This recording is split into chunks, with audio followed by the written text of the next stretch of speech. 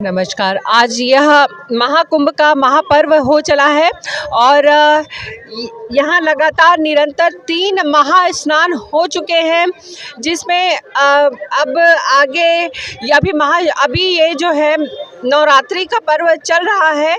आज अष्टमी है और जो 29 जनवरी को यहाँ पे जो स्नान हुआ था मौनी अमावस्या का, यहाँ पे जो कुछ हादसे वगैरह हुए थे तो उसके बारे में हम जानेंगे।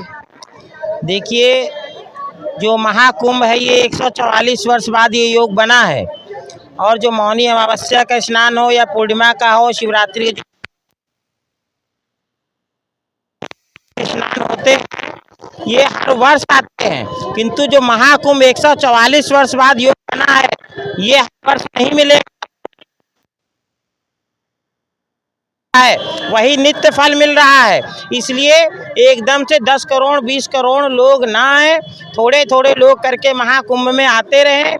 आपको सुविधा होगी और आपको भी उतना ही आनंद पूर्ण मिलेगा और उतना ही आपको आनंद आएगा। मैं भी उसी नियम को ही आचरण में ला रहा हूँ जो मैं आपको बता रहा हूँ। नहीं तो ये महाकुंभ क्यों है? अगर 4 ही 5 दिन विशेष फल मिलना होता तो ये महाकुंभ क्यों इतने दिनों का होता है, जो कि मकर संक्रांति से शुरू होकर 26 फरवरी तो फल आपको मिल रहा है अमृत स्नान का। और जितने आपके विशिष्ट स्नान वाले दिन आप आते हैं, आपके जो पाप हैं जो धुल जाते हैं गंगा में स्नान करने से। जो पाप भी 2 प्रकार के होते हैं, एक जो जान के किए जाते हैं, एक अनजाने में किए हुए पाप होते हैं। तो जो अनजाने में किए पाप हैं कि आप चल रहे थे, आपने किसी चींटी को जान के नहीं मारा, अनजाने में मर गई, या अनजाने में किसी को हाथ लग गया, अनजाने में आपके माध्यम से किसी को मानसिक या शारीरिक कष्ट हो गया, तो उसके क्षमा के लिए जो हम गंगा में स्नान करते हैं, संगम में स्नान करते हैं, महाकुंभ में, वो हमारे पाप नष्ट होते हैं।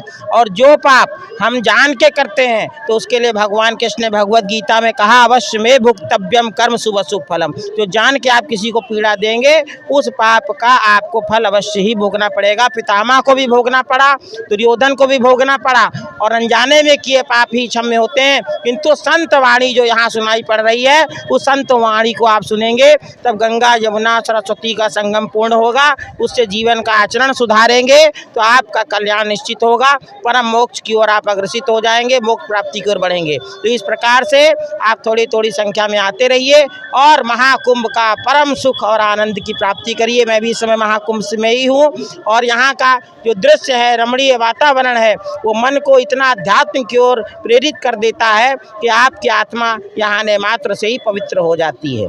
ओम शांति शांति शांति। देखिए, मैं आचार्य डॉक्टर मोहित शुक्ल ज्योतिषाचार्य हूँ और हिंदू धर्मगुरु के रूप में निरंतर सनातन के लिए कार्य कर रहा हूं। हमारी धर्मपत्नी जी हैं डॉक्टर सपना शुक्ला, ये भी हमारे साथ सहयोगी हैं। निरंतर हम डिबेट में और सांस्कृतिक कार्यक्रमों में आ रहे हैं, महाकुंभ से लाइव हो रहे हैं।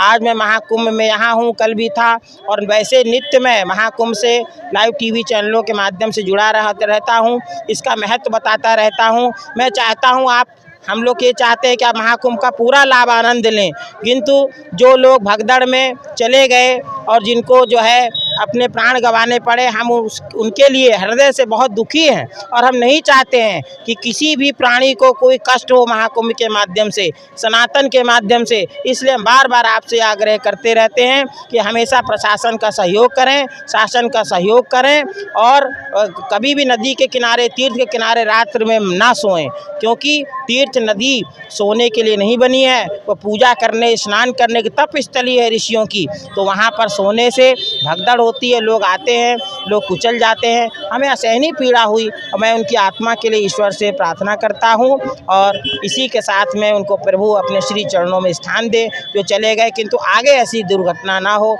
इसके लिए भी मैं ईश्वर से प्रार्थना करता हूँ और आप सबसे आग्रह करता हूँ कि निरंतर नियमों का पालन करते रहिए, सुरक्षित रहिए।